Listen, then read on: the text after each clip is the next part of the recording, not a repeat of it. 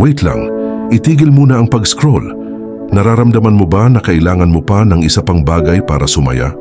Ang ebanghelyo natin ngayon ay isang direktang hamon sa mentalidad na magtayo ng mas malaking kamalig. Bible verse. Lucas 12:15.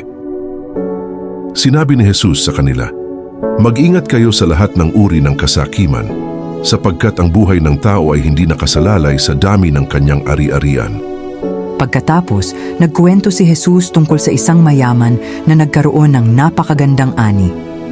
Nagpasya ang lalaki na gibain ang kanyang maliliit na kamalig at magtayo ng mas malalaking kamalig para ipunin ang lahat ng kanyang butil at iba pang ari-arian.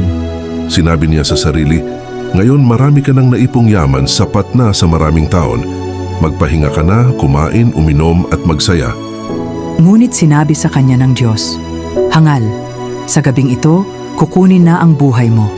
Kanino na mapupunta ang inihanda mo?" Nagwakas si Jesus, "Ganyan ang mangyayari sa sinumang nag-iipon ng kayamanan para sa sarili, ngunit hindi nagpapayaman sa paningin ng Diyos." Maikling panalangin. Amang nasa langit, tulungan mo po kaming makita ang lampas sa mga bagay lamang ng mundo. Naway hangarin namin na mag-ipon ng kayamanan sa iyong kaharian, hindi sa aming mga kamalig. Turuan mo kaming maging mapagbigay sa mga pagpapalang iyong ipinagkaloob. Amen.